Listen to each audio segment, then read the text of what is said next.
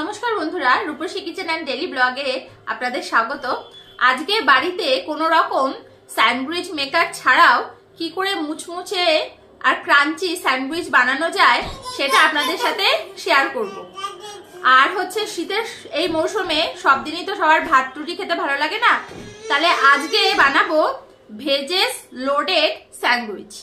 পুরো ভিডিওটা দেখার জন্য কিন্তু অনুরোধ রইল। উপকরণ হিসাবে আমার লাগছে এখানে রসুন শাক, একটা ক্যাপসিকাম, কয়েকটা কাঁচা লঙ্কা, দুটো পেঁয়াজ, দুটো টমেটো নিয়ে নিয়েছি আর একটা গাজর। এগুলো আমি ভালো করে মিহি করে কুচিয়ে নেব। গাজরটা ভালো করে ছাড়িয়ে নিচ্ছি, তারপরে গাজরটাকে সুন্দর করে গ্রেট করে নেব। ক্যাপসিকাম ছোট ছোট করে কেটে নিচ্ছি, একদম কুচি কুচি করে কেটে নেব। আর এখানে আমি গাজর ঘষে নিয়েছি আর পেঁয়াজও ছোট ছোট করে একদম কেটে নিয়েছি। টমেটোর ভেতরের যে বীজের অংশ সেগুলো নেব না, সাইডের এই পাতলা করে কেটে নিচ্ছি, এগুলোকেই মিহি করে কুচিয়ে নেব। রসুন শাকগুলো একদম মিহি করে কুচিয়ে নেব। কয়েকটা কাঁচা লঙ্কা মিহি করে কুচিয়ে নিচ্ছি।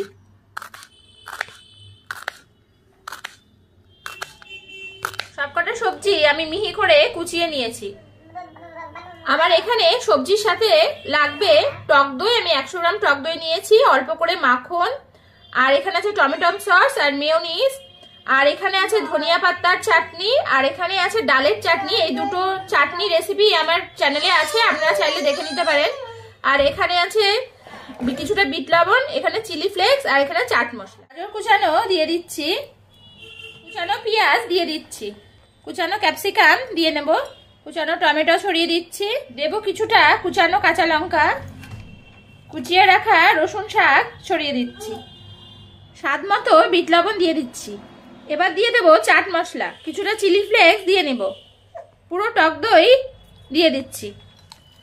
সব উপকরণগুলো ভালো করে সুন্দর করে মাখিয়ে নেব। অল্প করে চিনি ছড়িয়ে দিচ্ছি, আপনারা চাইলে নাও দিতে পারেন। আমি যেহেতু টক দই বলে অল্প করে চিনি দিচ্ছি, তাহলে কি হবে, টক দইয়ের সাথে একটা স্বাদের ভারসাম্য বজায় থাকবে, তাই আমি সামান্য করে চিনি দিয়ে দিলাম। আপনারা না চাইলে নাও দিতে পারেন। চিনি দিয়ে আমি ভালো করে সুন্দর করে মাখিয়ে নেব। আমি পাউরুটির ওপরে ধনেপাতা চাটনি ভালো করে মাখিয়ে নিচ্ছি। ধনেপাতা চাটনি মাখানো হয়ে গেছে, তার উপরে অল্প করে একদম সামান্য পরিমাণে টমেটো সস মাখিয়ে নিচ্ছি। আর একটা পাউরুটিতে আমি ডালের যে চাটনিটা বানিয়ে রেখেছিলাম সেইটা ভালো করে সুন্দর করে মাখিয়ে নেব।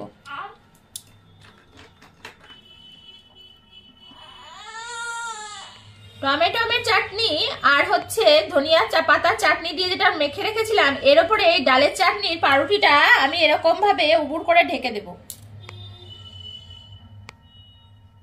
পাউরুটিটা ঢেকে দেওয়ার পর এর ওপরে যে সাদা অংশটা আছে এর ওপরে এই যে ভেজিস আমি টক দই দিয়ে মাখিয়ে রেখেছি, এটা কিন্তু সুন্দর করে চারি সাইডে দিয়ে দেব।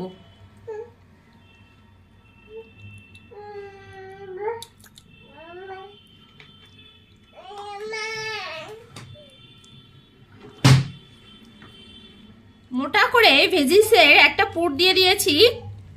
এবার এই একটা খালি পাউরুটি দিয়ে এই ভেজিসটাকে এরকম সুন্দর করে চেপে ঢেকে দেব। ভেজিস দিয়ে পাউরুটি ঢেকে দেওয়ার পর এই যে সাদা অংশটা আছে এটাতে কিন্তু আমি আবার ডালের চাটনি যেটা আছে সেইটা দিয়ে ভালো করে একদম কভার করে দেব। ভালো করে পুরো পাউরুটিটাতে সুন্দর করে কভার করে দেব।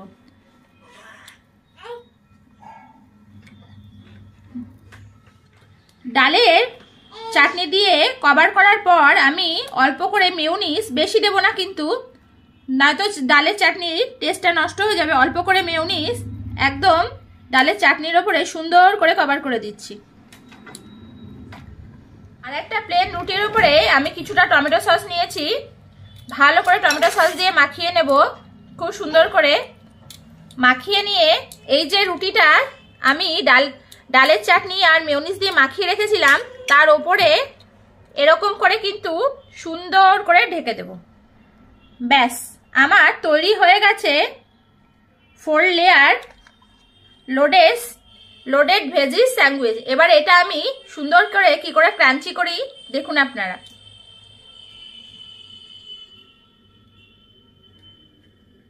এইভাবে 3টে ভেজিস লোডেড স্যান্ডউইচ তৈরি করে নিয়েছি। এবার দেখুন এগুলোকে কিভাবে আমি ক্রাঞ্চি করি। গ্যাস অন করে দিয়েছি, তাওয়াও বসিয়ে দিয়েছি।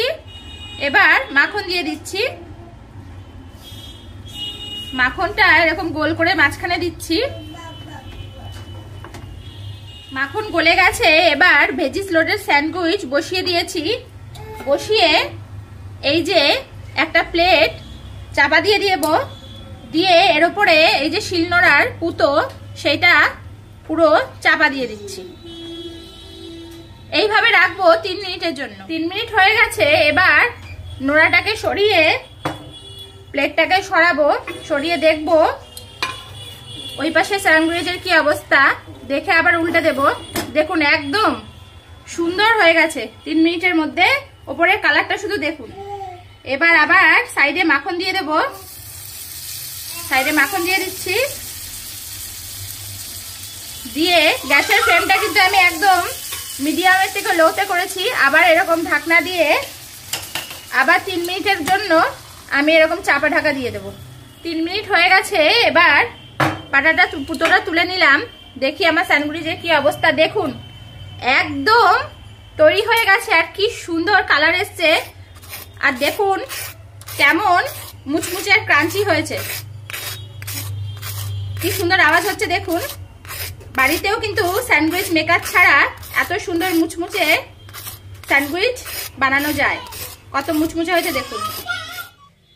তৈরি হয়ে গেছে আমার ভেজিস লোডেড স্যান্ডউইচ। ওপরে আমি অল্প করে একটু মাখন দিয়ে দিচ্ছি, যেহেতু মাখনেই শেখেছি অল্প করে মাখন দিয়ে দিলাম। এবার ক্রাঞ্চি কতটা হয়েছে আপনাদের তো দেখিয়েছি। দেখুন কেমন আওয়াজ হচ্ছে,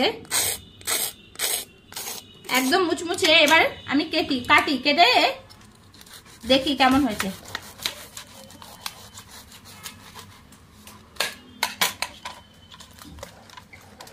ওফ দেখুন ভেতরটা একদম গরম, ধোয়া উঠছে। একটা বাইট নিয়ে দেখি।